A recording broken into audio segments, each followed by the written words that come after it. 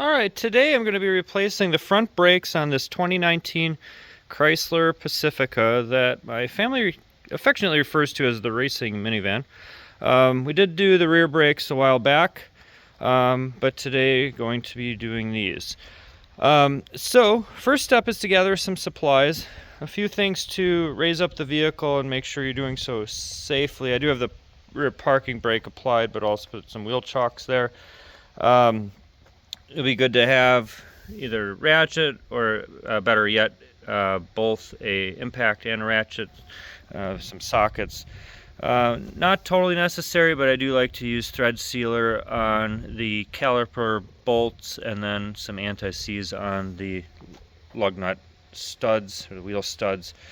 You need some form of a clamp to compress the caliper pistons back to fully compressed to allow for the new pads. And then lighting, and often a screwdriver is kind of nice to pry that caliper off. Anyways, let's go ahead and get started on this. As mentioned, this is a 2019 Pacifica, but these are relatively unchanged between the years of 2017 and current. And honestly, this process really applies to many other vehicles as well. But specifically for the Pacifica, there are these little marks here that tell you safe lifting points, one in the front and one in the back right there, and it's in just a few inches. You can see that lifting point there. I actually use a little puck like this that has a little depression in it for that pinch weld, and go ahead and raise up there. And as mentioned, I recommend wheel chocks, parking brake, and then a jack stand, just to be a little extra careful. Now, I won't actually really be under the vehicle, so it's not quite as critical, but still want to be safe and don't want anything falling down. Alright, next up we'll go ahead and get the lug nuts off. Now, if you're using a breaker bar or a ratchet, I'd recommend leaving the tire on the ground before you raise up. If you're using an impact, it doesn't really matter. But 19 millimeters is what works for this one here. And if your lug nuts have been on there a bit, I recommend a 6-point socket. I'm using 12-point, but I used anti-seize, so I know these are going to come off, and they were off just a season ago. I watched another good video recently. It does show definitively that 6-point sockets definitely get a better grip than the 12-point. So anyways, so to get those caliper bolts off, I have a 13 millimeter 6-point socket like that. Now, do note that if I were to turn the wheel sharp to the left, it would actually give me really pretty good access back there. You can do it just fine this way if you want to, though.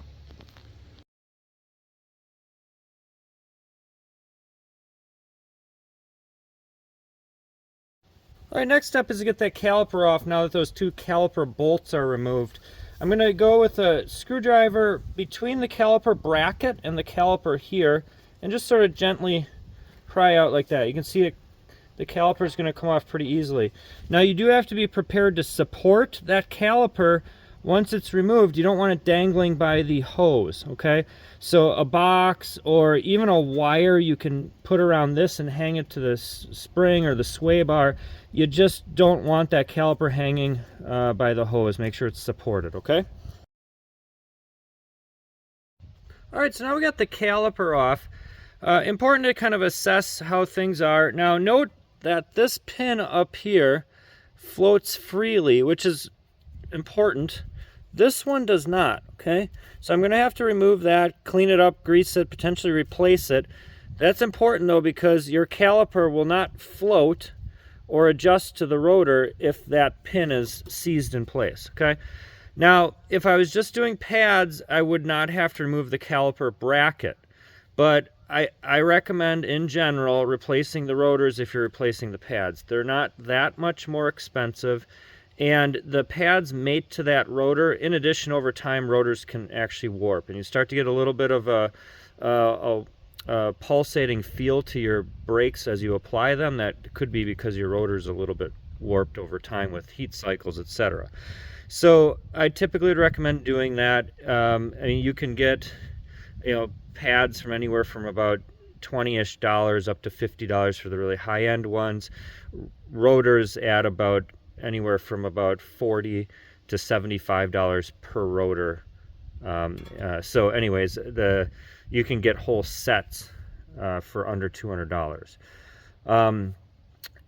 I'll show you the set that I bought, which is a little bit more a premium set, which I'm gonna try this time because I have run into trouble even with these smooth rotors warping. But the other thing I like these coatings. It keeps the rotors looking nice over time as well. Okay, so anyways, we'll go ahead and get this bracket off, figure out what's going on with this lower pin, and then we'll get everything replaced.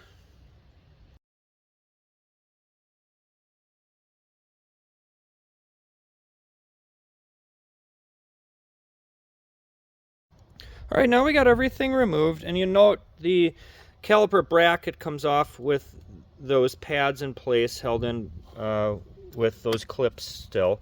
A lot of times you got to retain those clips. Only some pads come with those, some do not. If yours are wrecked, you can always reorder them though. And this is what that bolt looks like. There's two of them. Those are 21 millimeter. I did use 12 point, but I've had those off before. I do recommend 6 point though, because those can be stuck on there pretty well. You can also see how much better I can access those areas there because I did turn the wheel hard to the left. Okay. Now my rotor came off nice and easy, but I've had that off before. I put a little anti-seize right here where that rotor mates there. But original equipment or other, if they've been on there a while, that can really rust, and sometimes you have to kind of pound on the rotor a little bit with a rubber mallet or sometimes even a hammer. Just don't pound more than you need to, because again, you're placing force on that hub assembly. So do what you need to do to get it off, but just be mindful. Okay. All right, so showing what those pins are like, there's this little boot there that keeps moisture and debris out of there. Once you you can pry that out just like that, and then the whole pin removes. Now they should look like that with some nice grease on there, and again, it slides in that surface really well. This one, not so much. So I got to get that one off, and we'll investigate what it looks like. So if you do get a pin that's stuck in there, this one was in there pretty well. I got it in the vise and just kind of sort of gently tapped on there a bit until I started to get it free, and now I can kind of spin it a little bit and put some downward pressure. Definitely other ways to do it, but just for an idea. All right, so now I'll go ahead and get that bore cleaned out. I just got a little wire brush here, just some sort of lubricant to spray in there and just sort of help that area out a little bit. And then I did get new pins. Although, it probably could be wire brushed and used again, but they weren't that expensive. I want to say $10 for a set of 2 of them. And my pads did come with new boots. I'll show you those. Now, to get the old pads out of the caliper bracket's pretty easy. You just sort of move one end in like this, away from that clip. See, there's these clips there that hold them in place. Now, I do have new clips, but keep in mind sometimes, and even a lot of times actually, you're reusing those old ones. So don't discard anything until you know what you're using and what you're replacing. Okay? All right, next step is to compress the pistons within the calipers. So you can see I already did that to that side, but this one here is out still. A C-clamp is a great way to do that. So a tool like this one's kind of nice because it has that button. You can quickly move the shaft in and out pretty rapidly with depressing that button. Anyways, you can do it with the pads in place. It's a little less likely you're going to damage the piston, but these are working pretty smooth, and just want to be careful not to damage the boot that goes around the piston. Don't go past flush, okay? Meaning that piston should come back to virtually flush with the caliper housing, but not for sure not past flush, okay? In any case, here we are.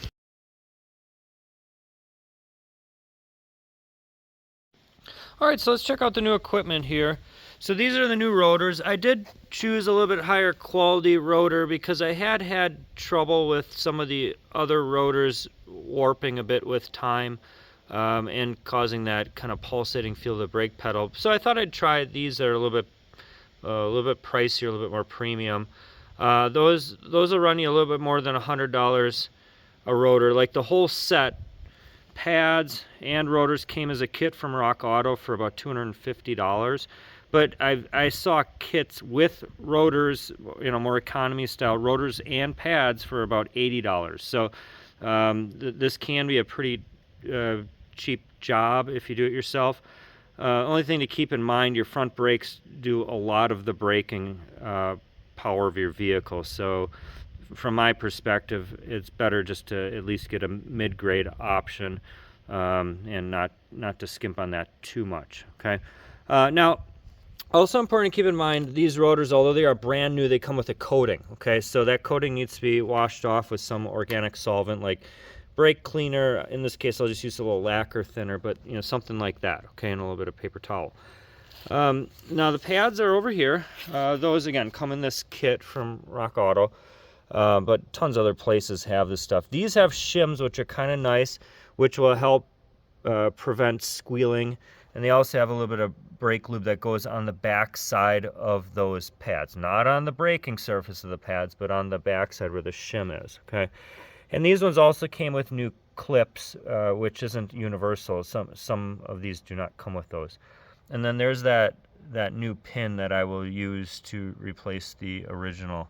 Now there's two different kinds, so just make sure you place the type that you need. In this case, this one here is the one that matches what I have, okay?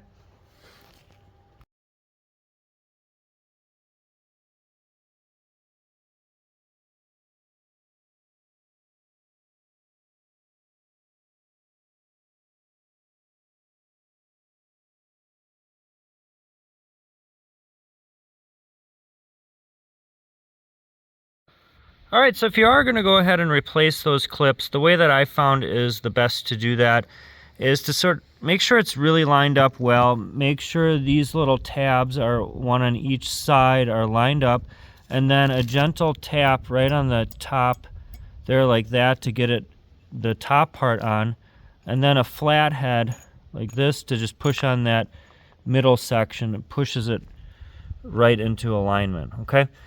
Just be a little bit careful of the alignment of all those tabs on the side before you tap on it, because I did break one, which is totally fine. The previously used clips are actually in pretty good shape, so no big deal, but moving on.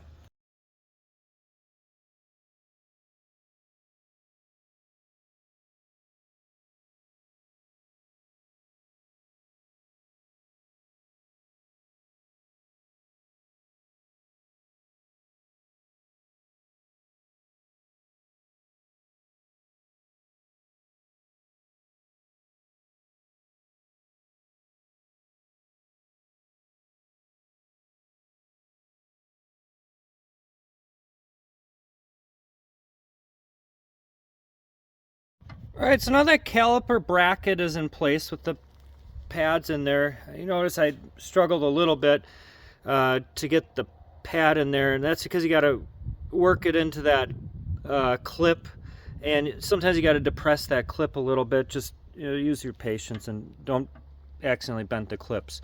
Now those are pretty big bolts in there. Again, those are I believe those are 21 millimeter hex head bolts, and those are torqued to 149 foot-pounds or 202 newton meters. At least that's what I found online. In other words, good and tight. I did use a little blue type thread sealer on those. I think it's just good policy. Keeps those threads from rusting and keep it from vibrating loose. I mean, that's not super likely, but better safe than sorry. And then we'll go ahead and get that caliper on, and those bolts there, which are 13 millimeter hex heads, are torqued to 27 foot-pounds or 37 newton meters, okay?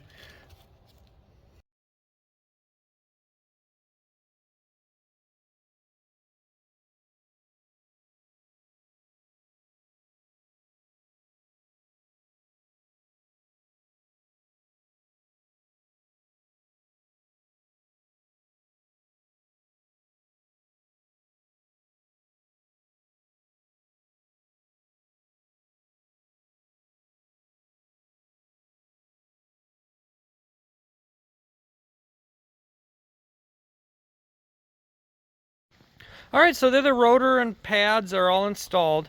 I'm going to go ahead and get the wheel on. I'll torque those lug nuts to 100 foot-pounds.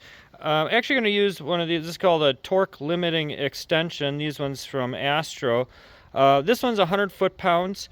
These are pretty good. I do have a video kind of showing how these work and the details, but effectively you can use an impact and just put that on and it'll limit the torque to 100, so you get pretty close to that.